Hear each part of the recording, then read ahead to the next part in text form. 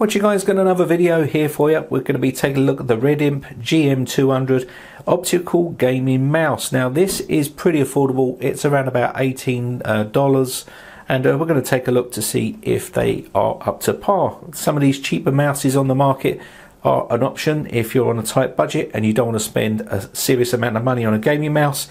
These do offer a solution. So you can see here we have the system recommendations of Windows 10, Windows 8, 7, XP and Vista, Mac OS, but it's a non-programmable mouse when you're using it on the Mac OS. Now also here they do have a 12-month warranty on this mouse and also hassle-free warranty. You can see there, friendly customer service, and they put all their details on there in case you need to contact them. So let's get it out the box and take a look. They do two modes here, you can see, and pretty nice looking mouse once we get it out. I went for the normal standard one without all the crackle on it. So let's have a look.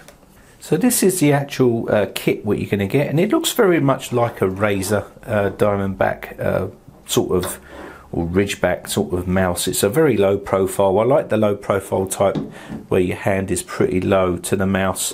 You're going to get your user manual here, and this is going to give you all your information on how to program it and what the buttons are used for and stuff like that. As you can see here, very useful.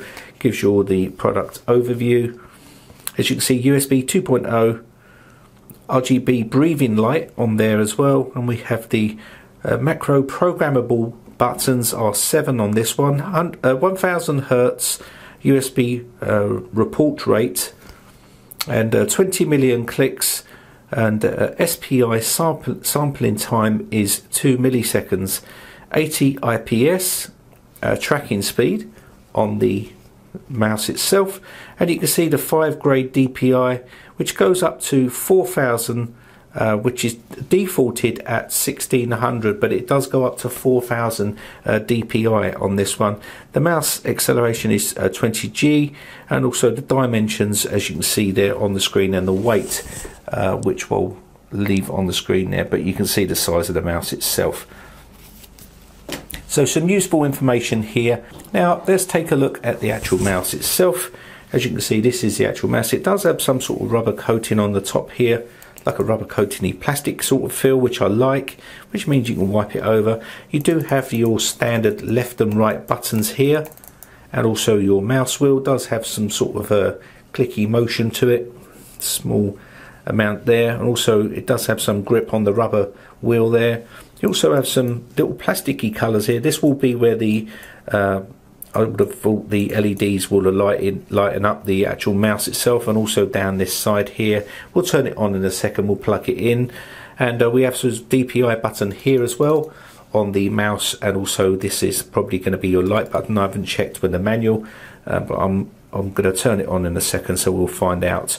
Now it does have this sort of plasticky feel on the outside of it here, and you have these side buttons here as well, which you can program as well, which are going to be used for navigating through your menu, or for throwing grenades, or wherever it is you want to bind them to.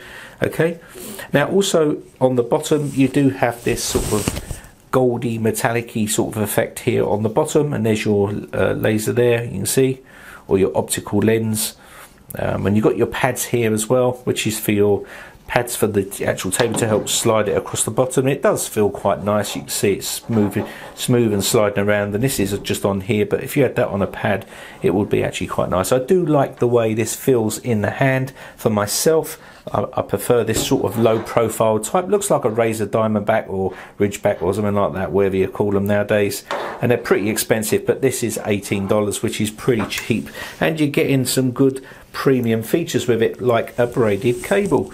Red and black, looks really nice. As you can see, it does have a Velcro strap there, and also you do have the USB on the end, which is a USB cable. Let me just pull this out. As you can see, gold on the end, which is gold plated on the end there for the mouse, which is nice. What we're going to do, you've got an emblem here which will obviously light up when we plug it in, and I'm going to just plug this in now and take a look at what it has to offer. So then we have the actual mouse itself, lighting up nice and red, nice and soft. Red accents all around the button area, as you can see they're lighting up, very soft indeed. Nice. Breathe mode. You can turn this off and on if you want to, and you can see the red devil lighting up there. You've got the nice little red accents around the back. It's very simple, very easy to change the DPI. You just change this and the color system will change like so, and each color represents a different DPI that you're going to be using. So purple will be the 4000 DPI as well, and I think that's a nice touch from this manufacturer. So there is the Redimp GM200. Pretty nice mouse, I think, for the money. For 18 bucks, I think that's pretty cheap. And again, these cheaper mouses are not all bad. This is a pretty decent mouse for the price. And a lot of people will probably be wondering why a mouse is so expensive when you can get these cheap. Well, I think people need to realise that a mouse is not going to make you play games any better. So, you know, it will give you a little edge sometimes, but it's not going to make you play games better than what you already play. You need to put practice in. And saying that, you know, if you bought a £60 mouse, then that's not going to make you the best player in the world. You know what I mean? It's just going to be a £60 mouse at the end of the day. If Ronnie O'Sullivan, the snooker player, played with the pub pool cue and played you a game of snooker, I'm pretty sure that he'll still batter you in that game, no matter what cue he's using. So it just goes to show you, and I think this is a really decent mouse for that price. So check it out. I mean, for 18 bucks, if you're a gamer, this could be the one for you. I think it's a decent mouse for the money, and I'll leave all the information in the video description. Anyway, my name is Brian from BrianTechComputers.co.uk. Thanks again for watching, guys. Bye for now.